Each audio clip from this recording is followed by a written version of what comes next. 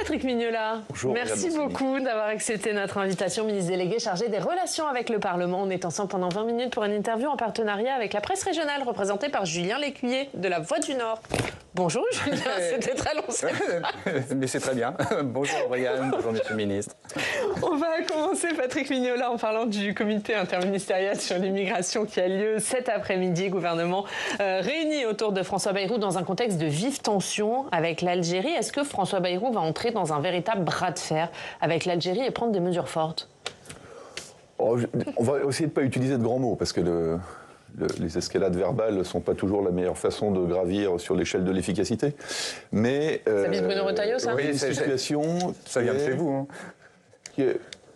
Dites-moi, monsieur Luc. Non, mais tout simplement que vous reprochez l'escalade des mots, vous avez tout à fait raison, mais cette escalade des mots, elle vient du gouvernement lui-même.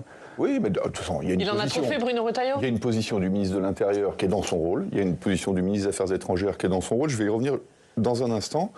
Le but est que ce comité interministériel nous permette de prendre des mesures concrètes parce qu'il y a des situations qui sont incompréhensibles pour les Français, qui sont inacceptables pour le gouvernement et qui doivent déboucher désormais sur des arbitrages très concrets.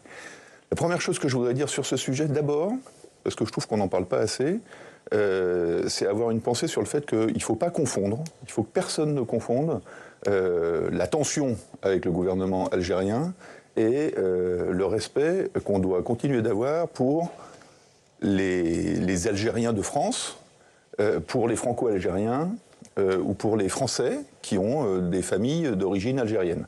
Parce que moi, c'est ce que j'entends sur le terrain, et parfois les gens nous disent, enfin, vous voyez bien, la situation, la tension internationale entre les deux pays nous met en difficulté, au fond, dans notre propre pays.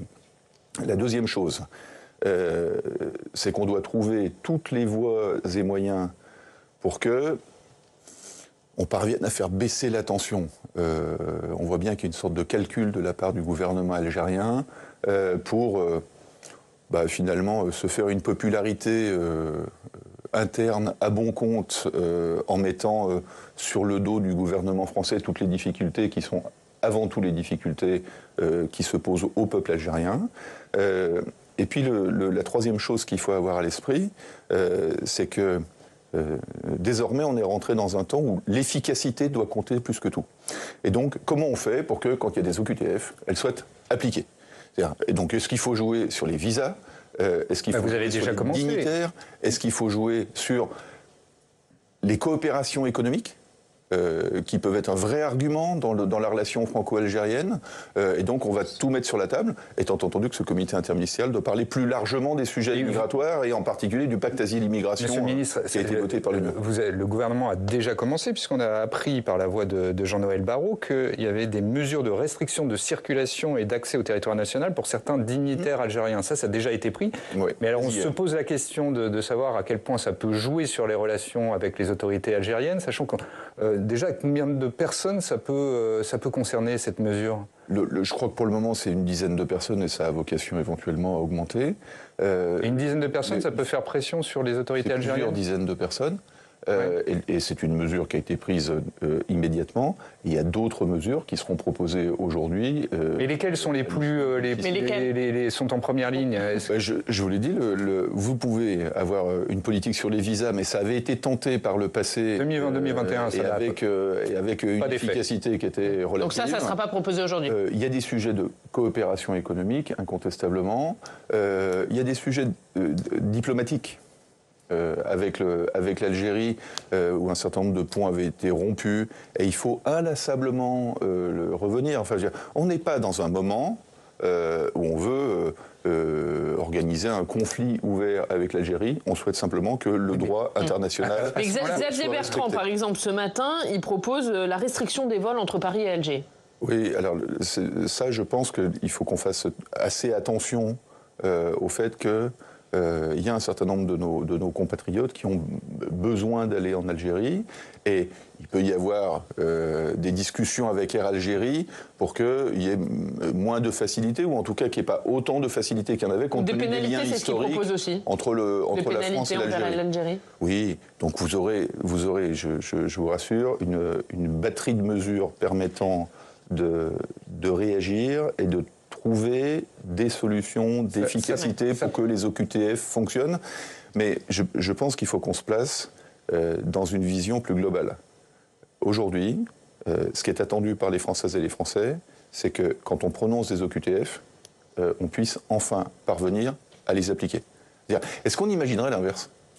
Oui, mais comment vous faites si l'Algérie refuse de les prendre ? Que les Français soient expulsés et que finalement la France ne les accepte pas. Comment vous faites si l'Algérie refuse de les reprendre ? Mais l'Algérie, et c'est tout le travail de la diplomatie, l'Algérie a vocation à discuter avec la France.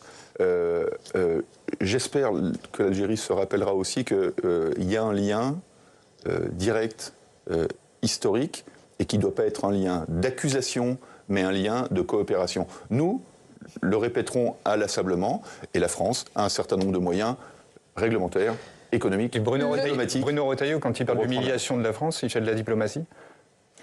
Bruno Retailleau, il exprime, je le crois, ce que les Français ressentent assez profondément, parce qu'il y a chez eux beaucoup d'incompréhension. Voilà. Donc, il est dans son rôle de ministre de l'Intérieur. Il y a un ministre des Affaires étrangères qui dit « moi, je veux choisir la voie diplomatique ». Et il y a un Premier ministre qui va plutôt qu'opposer, ajouter les positions de ces deux ministres pour qu'on soit plus efficace avec l'Algérie. Le Sénat va débattre... Le en même temps, quand il s'additionne, ça marche assez bien. Le Sénat va débattre mardi prochain d'une révision des accords de 68. Est-ce que vous y êtes favorable ? Alors, on peut évidemment débattre de ça, mais je crois vraiment que le Sénat, d'abord, va réaliser un travail que moi, je respecte beaucoup, parce que ça a été préparé. C'est-à-dire, c'est pas juste une idée qui a été lancée en l'air, et c'est à l'intérieur des accords de 68, quels sont les types de mesures, on vient de les évoquer, qui pourraient, le cas échéant, être revus. Mais on doit désormais réinstaurer un travail dans la durée avec l'Algérie. Donc, la question des accords de 68 est évidemment au cœur de tout ça, mais travaillons à changer la nature, à changer le paradigme de la relation entre la France et l'Algérie, entre la France et le Maghreb. Je crois qu'on vient de vivre 6 mois de crise politique, au cours de laquelle le sentiment général en France, mais également à l'étranger, était que, au fond, l'administration française était bloquante, parce qu'elle était bloquée, parce que finalement, la France avait une voix qui portait moins. Maintenant qu'on s'est remis en route et qu'on retrouve une situation politique plus normale et plus stable, il faut que la France, de nouveau, parle au monde. Vous l'avez dit, il ne sera pas question que de l'Algérie, ce sera évidemment plus large, ce comité interministériel sur l'immigration. Est-ce qu'une nouvelle loi immigration est en préparation ? Non, il y a plusieurs textes relatifs à l'immigration. D'ailleurs, il y en a un certain nombre qui, au Sénat, à l'Assemblée nationale, ont avancé. Le plus urgent était les dispositions qui ont été prises sur le cas de Mayotte, où le cyclone Chido a encore aggravé les situations locales. Mais il y aura un deuxième texte sur Mayotte ? Il y a un deuxième texte qui va arriver, qu'on a inscrit au Sénat d'ailleurs à la fin du printemps. Et c'est Manuel Valls qui le prépare avec les élus locaux et les parlementaires mahorais. Sur le droit du sol ? Mais on a surtout à travailler sur le pacte asile-immigration. Et c'est un des éléments à l'ordre du jour cet après-midi, c'est que l'Union européenne, il y a quelques mois, et c'était très important, à travailler sur de nouveaux dispositifs qui permettent aux frontières de l'Union européenne, et c'est une avancée majeure qui était attendue par la France, proposée par la France dès 2017, qu'à l'extérieur des frontières de l'Europe, il y ait des centres d'accueil et de rétention pour traiter les questions de l'asile, trier les questions de l'asile et de l'immigration économique, et qu'on puisse avoir non pas le système de Dublin, qui fonctionnait pas très bien, mais avoir un système solidaire. Qui est que c'est le premier pays d'accueil qui doit gérer la. D'ailleurs, je crois que personne ne s'est trompé au gouvernement en expliquant que si sanction il devait y avoir de la France vis-à-vis de l'Algérie, elles seraient d'autant plus fortement ressenties, elles auraient d'autant plus d'efficacité si ces sanctions pouvaient être relayées aussi par d'autres pays européens. La question de l'immigration, c'est une question internationale, elle est devant nous, que ce soit une immigration due à des raisons politiques ou à des raisons de guerre sur les territoires du Sud, que ce soit sur les questions climatiques, que ce soit sur les questions Mais donc économiques. Il y aura un texte pour mettre en œuvre les mesures du pacte asile-immigration. Exactement, et ça c'est le texte de toute façon doit être transposé en droit français avant le printemps prochain, et la volonté du gouvernement c'est de faire ce travail dès cet automne. D'accord, donc dès la rentrée parlementaire d'automne. Exactement. On dit un mot de l'affaire Betaram, Julien ? Oui, juste un mot puisque François Bayrou, qui est accusé par certains d'avoir fermé les yeux sur des violences physiques et sexuelles dans cette institution privée, est désormais visé par une plainte pour non-dénonciation de crimes et délits. Est-ce que cette affaire va empoisonner l'action du Premier ministre ? Moi, je vais rappeler, parce que vous l'avez très bien formulé, en fait, il est accusé d'avoir fermé les yeux sur des violences physiques et des violences sexuelles. Et il y a une confusion qui est entretenue depuis le début de cette polémique sur le fait qu'il y a un cas de violence physique qui avait été connu en 1996, au moment où il était ministre de l'Éducation, et une inspection probablement insuffisante, mais en tout cas une inspection avait eu lieu à l'époque, et des affaires de violences sexuelles qui ont été mises à jour en 1998 et jusqu'à une procédure en 2023. Moi, je comprends que un certain nombre de forces politiques, parce qu'elles y ont sans doute intérêt ou que c'est leur méthode, ont envie de polémiquer avec des sujets comme ça. Moi, je veux me tenir, en ayant rappelé cette simple chronologie pour expliquer la bonne foi du Premier ministre, je veux simplement rappeler que dans cette affaire, on a d'abord des victimes à écouter, à protéger, auxquelles il faut donner des moyens. Parce que finalement, c'est les seuls dont personne n'a parlé dans cette polémique. Il pouvait ne pas savoir, le François Bayrou, pour qu'il puisse poursuivre les enquêtes. Il pouvait ne pas savoir. En 1996, l'accusation qui est portée, vous savez, moi, j'étais dans l'hémicycle de l'Assemblée, et même si parfois il est inaudible, j'ai très bien entendu la question qui avait été formulée.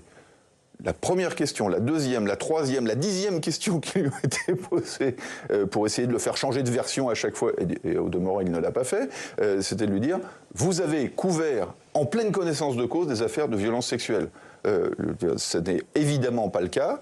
Ne serait-ce que chronologiquement, les affaires de violences sexuelles ont été connues bien plus tard. Il était à l'époque élu local. Il y avait beaucoup d'autres élus locaux qui, eux non plus, en fait, à l'époque, en fait, n'avaient pas nécessairement connaissance, n'ont pas forcément diligenté les enquêtes. Sur les violences physiques, Monsieur le Ministre, il y a plusieurs témoignages semblent souligner qu'il a pu être averti de la multiplication des faits de violences physiques.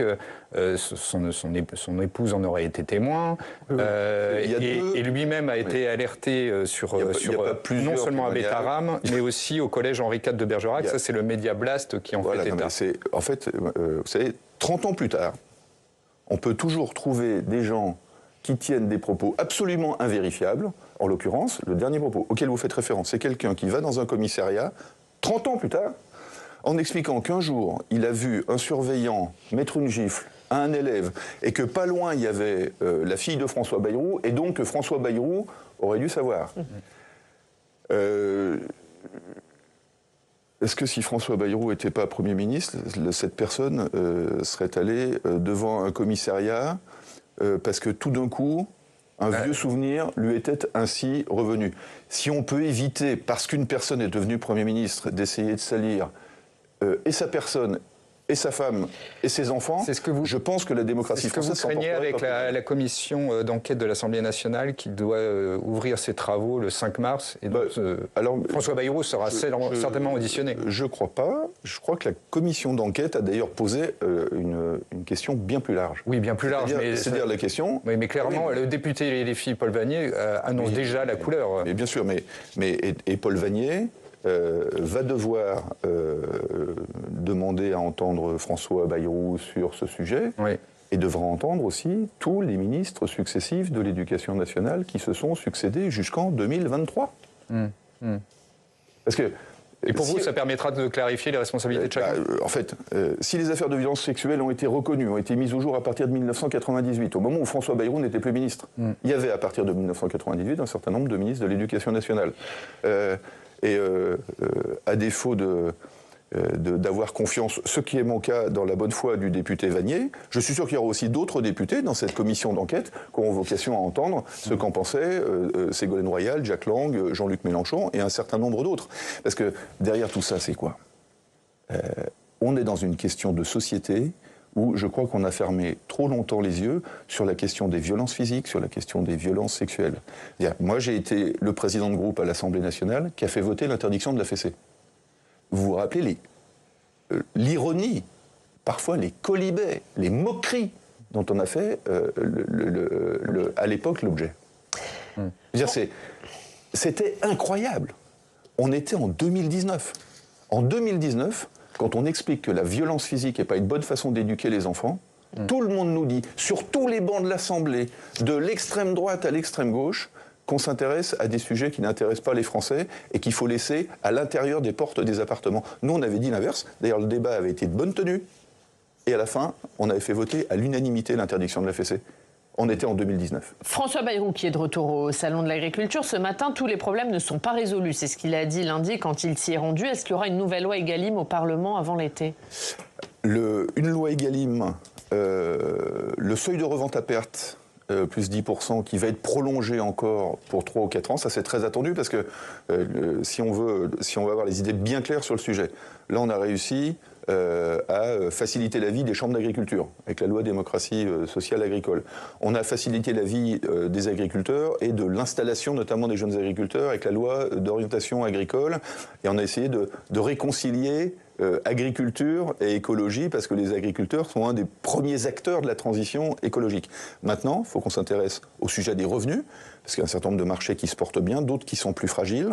Et dans la relation avec l'industrie agroalimentaire, entre l'industrie agroalimentaire et la grande distribution, ça c'est la partie qui vient. Donc, et donc elle sera présentée quand cette nouvelle loi Egalim ? Le SRP plus 10, c'est dès le mois d'avril. Et Egalim, normalement sur les travaux parlementaires, et c'est pas le ministre des Relations avec le Parlement qui va vouloir brusquer les parlementaires, mais si les travaux parlementaires avancent bien, ça peut être avant l'été ou juste après l'été, pour que, en fait, sur la révision de la loi Egalim, on avance encore d'un cran. Nous sommes le premier pays, avec Egalim, à avoir pris une initiative de défense du revenu des agriculteurs. Je pense que là, on peut dégager un consensus avec l'ensemble des syndicats agricoles pour qu'on monte d'un cran dans la protection du revenu agricole. Vous parliez d'agriculture et d'écologie. Le Sénat a voté un texte, une proposition de loi Duplon, qui réintroduit dans certains cas certains néonicotinoïdes. Ce texte sera-t-il examiné à l'Assemblée nationale et quand ? Oui, je l'ai inscrit à l'ordre du jour de l'Assemblée pour parvenir à l'intégrer dans certains, ce que j'ai appelé des interstices parlementaires, parce que vous le savez, on a le mois prochain la grande loi sur le narcotrafic, on a le mois suivant la grande loi sur la simplification, le mois d'après ce sera fin de vie, et enfin ce sera Mayotte. En fonction de l'avancée des travaux parlementaires, il faut aussi que cette loi relative à lever les contraintes sur le métier d'agriculteur soit inscrite. Mais ça sera quand, du coup ? Dans quel interstice ? Et donc, on sera sur le printemps. Voilà, c'est les interstices du printemps. Donc, mars-avril, quand ? Oui, c'est ça, on va arriver. Le gouvernement va la soutenir telle qu'elle, ou il souhaite la modifier ? Non, mais c'est le Parlement qui modifie la loi. En l'occurrence, c'est une proposition de loi. Mais quelle va être la position du gouvernement ? Non, mais la position du gouvernement, c'est que il y a énormément de travail qui a été réalisé lorsqu'il y a eu des interdictions pour des questions environnementales. Et vous évoquez les néonicotinoïdes, c'est pas le moindre. Ces efforts ne doivent pas être arrêtés en bon chemin. Vous savez, quand on a déjà réglé 80 à 85% des cas de non-recours aux néoniques, comme on l'avait fait sur le glyphosate, on est sur le bon chemin. Et donc, il faut évidemment lever un certain nombre de contraintes, il faut évidemment accompagner les agriculteurs, mais l'objectif ne doit jamais être perdu que nous ayons toujours un temps technologique et scientifique d'avance. Et donc, il faut trouver ce bon équilibre. L'Assemblée le trouvera. Donc, le Sénat ne l'a pas forcément trouvé. Le texte reviendra au Sénat et on essaiera, là, pour le coup, le gouvernement, de trouver le bon équilibre qui satisfasse à la fois le monde agricole, mais qui ne nous fasse pas perdre. Ce n'est pas la guerre agriculture contre écologie. En fait, c'est le combat permanent qu'on doit avoir en tête, qu'à chaque fois que la France fait un projet technologique pour avoir une agriculture saine et de qualité, c'est aussi des conquêtes de marché pour les agriculteurs. Mais le Sénat est allé trop loin sur les néonicotinoïdes ? Non, c'est pas moi qui vais vous dire que le Sénat est allé trop loin ou que l'Assemblée ira pas assez loin. Il faut laisser les parlementaires travailler. En fait, vous savez, moi j'appartiens à un gouvernement qui essaye d'inaugurer une nouvelle forme de relation avec le Parlement. C'est-à-dire qu'il n'y a aucune majorité à l'Assemblée nationale. Et donc le temps où le gouvernement pouvait venir sur votre plateau en donnant les bons et les mauvais points aux sénateurs et aux députés est révolu. En tout cas, je ne m'y livrerai pas. Un mot, puisque vous nous avez parlé de la fin de vie. Est-ce que vous nous confirmez que ce seront bien 2 textes différents qui seront examinés et quand seront-ils inscrits à l'ordre du jour? Oui, ils sont inscrits à l'ordre du jour de l'Assemblée au mois de mai. Ce sont 2 textes différents qui seront 2 propositions de loi, une sur les soins palliatifs et une autre sur l'aide active à mourir. Donc des propositions de loi. Donc vous ne repartez pas de zéro avec de nouveaux projets de loi? Non. Il y a eu un énorme travail qui a été fait par les parlementaires. J'étais encore hier soir dans une manifestation avec Olivier Falorni. Mais est-ce que les propositions de loi, ça repart de la proposition de loi d'Olivier Falorni ou ce sont... Oui, bien sûr, bien sûr. Et est-ce que c'est pas une façon de tuer la partie fin de vie? C'est ce que reprochent les personnes qui estiment qu'en déliant les deux, vous allez favoriser l'opposition à la partie fin de vie. Alors, j'entends cet argument. Je vais vous en donner un pour montrer la bonne foi dans la démarche du gouvernement.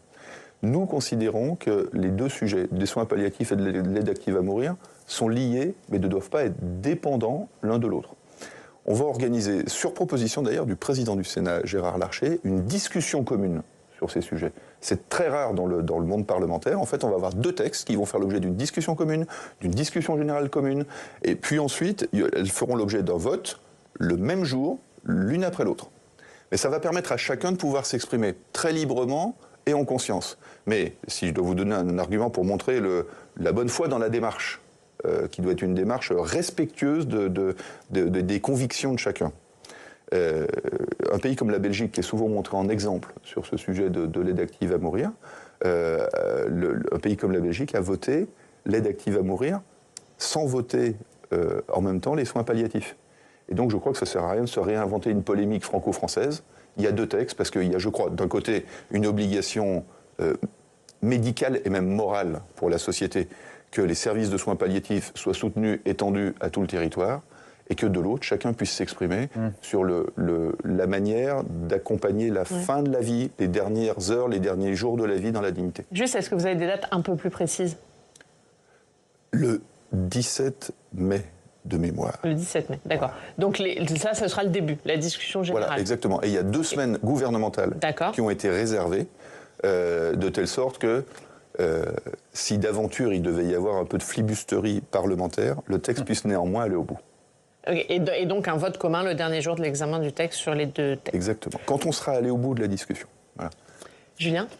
Oui, toujours sur le calendrier parlementaire ou pas? Parce que c'est vrai que, puisqu'on a été là-dedans... Il nous reste 1 minute, allez-y. 1 minute. Il y a 24 textes qui vont être examinés par le Parlement d'ici juin. On ne trouve plus de traces de la réforme de l'audiovisuel, ni de la proportionnelle. On abandonne? Non, sur l'audiovisuel, le texte n'avait pas encore trouvé le compromis politique, notamment avec la gauche, et donc Rachida Dati y travaille.